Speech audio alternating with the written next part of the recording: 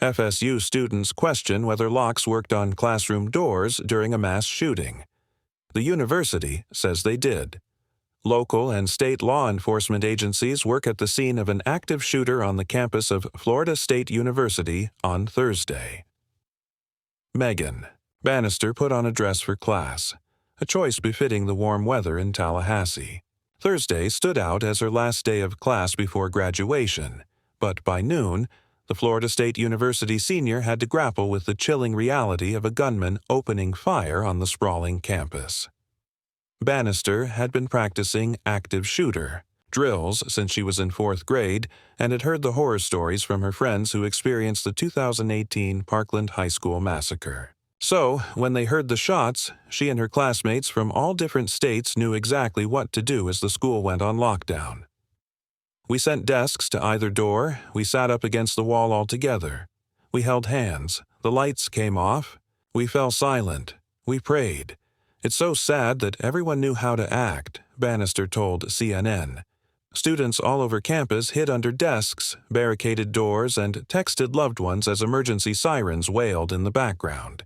Within 4 minutes after the first shot was fired, the suspected gunman, FSU student Phoenix Ickner, 20, was shot by police and taken into custody, authorities said.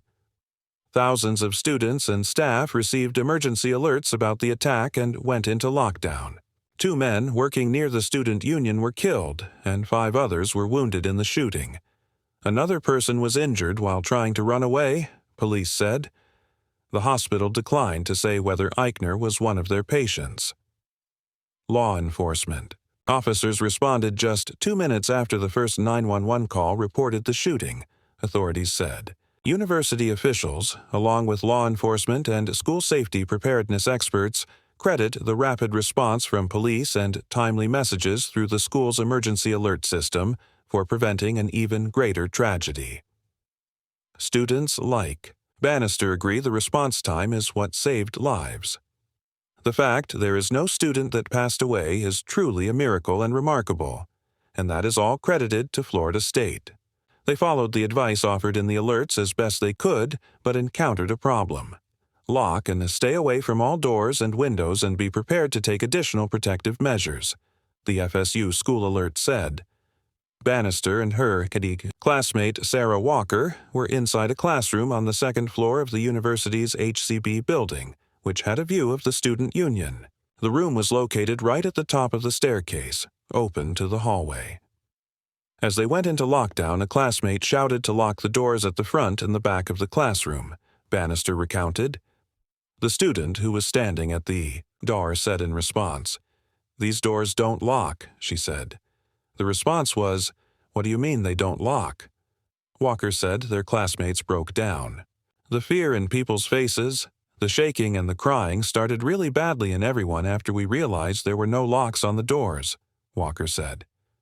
The only thing I could think about was if the shooter wanted to enter a classroom. Building from where he was at the union, he could walk right in, to the top of the stairs. We are the first classroom. Any external person had access to that room, Bannister said, but a university spokesperson said classroom doors in the HCB building did automatically lock from the outside. During a lockdown situation, like on April 17th, doors in the HCB building lock immediately as they are part of our electronic locking system that is centrally managed. FSU spokesperson Amy Farnham-Petronis said in an email to CNN. During normal operations, the doors in HCB are on card swipe access, so the rooms remain locked at all times unless there is a scheduled class, she wrote. If you are inside the room, you can still leave. You are not locked in, but potential threats are locked out, Farnham-Petronis said. As they could open the door from the inside, the students may have been under the impression that the doors were unlocked. The spokesperson did not immediately respond to CNN's question about whether just the HCB classrooms or all campus classrooms lock from the outside, but not from the inside, during a lockdown. Before the university inspected the locks and clarified how they work. Walker and Bannister organized a petition signed by nearly 30,000 people calling for working locks on all classroom doors. No one should have to be in a classroom feeling unprotected during what was the most terrifying moment of our lives. This is a basic safety measure that can no longer be overlooked, the petition says. Many of the students sheltering in place across the campus who signed the petition said they endured similar anxiety, believing their classroom doors didn't. Lock.FSU students in support of the petition shared similar experiences in the comments, saying working locks would have made them feel safer. They recalled watching faculty members attempt to lock the doors before giving up and shutting the lights off, watching their teacher check the doors before informing them they don't lock, or using their body weight and chairs to hold the door closed.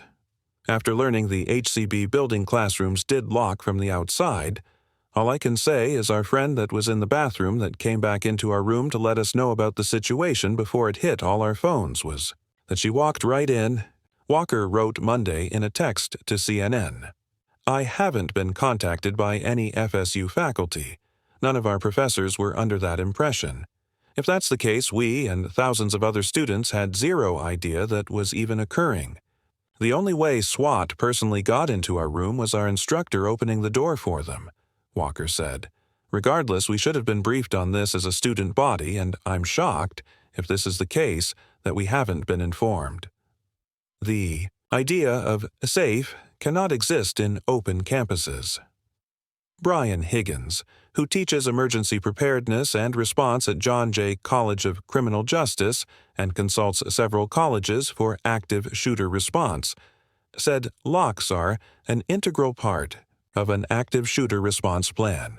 Colleges and universities like FSU are more challenging to fully lock down due to the open nature of their campuses, compared to K-12 schools, which are typically more enclosed, according to Juliette Kayyem, a CNN national security analyst who works with schools on security planning.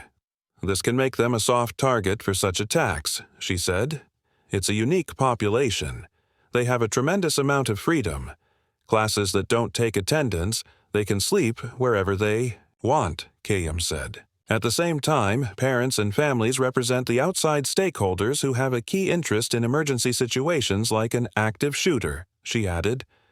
Another challenge is perimeter control, because colleges and universities exist as open environments for classes, social activities, and extracurriculars, Kayyem said. FSU's campus, for example, is roughly the size of 400 football fields. The idea of safe can't exist in this environment. So what you do is try to make these universities safer, Kayyem said, like controlling access to buildings, strong lines of communication, security planning, and lockdown training. The goal, she added, is to fortify the campus with relatively easy, cost-effective ways to minimize the likelihood of a high fatality event. The speedy police response to Thursday's shooting aligns with the commonly taught active shooter protocol, established after the Columbine school shooting of 1999, when Colorado police waited roughly an hour after gunfire erupted in the school for SWAT teams to arrive, during which 2 young men killed 13 people. The active shooter training is different now. The first on the scene get in there, go to the sound of gunfire, neutralize the individual to avoid more people being seriously injured or killed, said Charles Ramsey, former police chief of the Washington, D.C. and Philadelphia police departments. Ramsey said of the police response to the FSU shooting, "It was absolutely incredible how fast they got there. Within 2 minutes they arrived on the scene and were able to neutralize the individual to keep him from causing even more harm. Relying on any one safety measure is the single point of failure."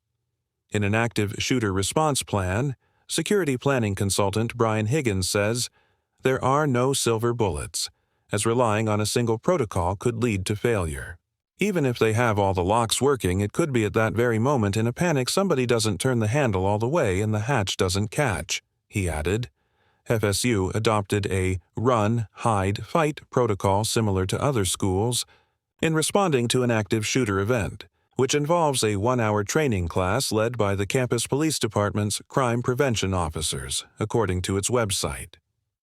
While no method is perfect, KM said the quick dissemination of information through alert systems is vital for students to know where the biggest threat is coming from, so they know what actions to take.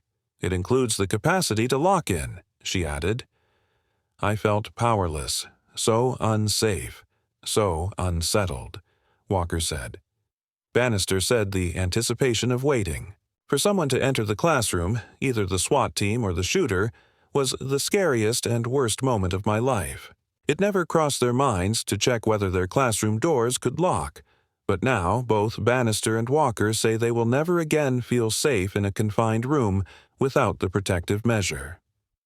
The two students commended Florida State University for its response to the tragedy, offering psychological services and deadline extensions.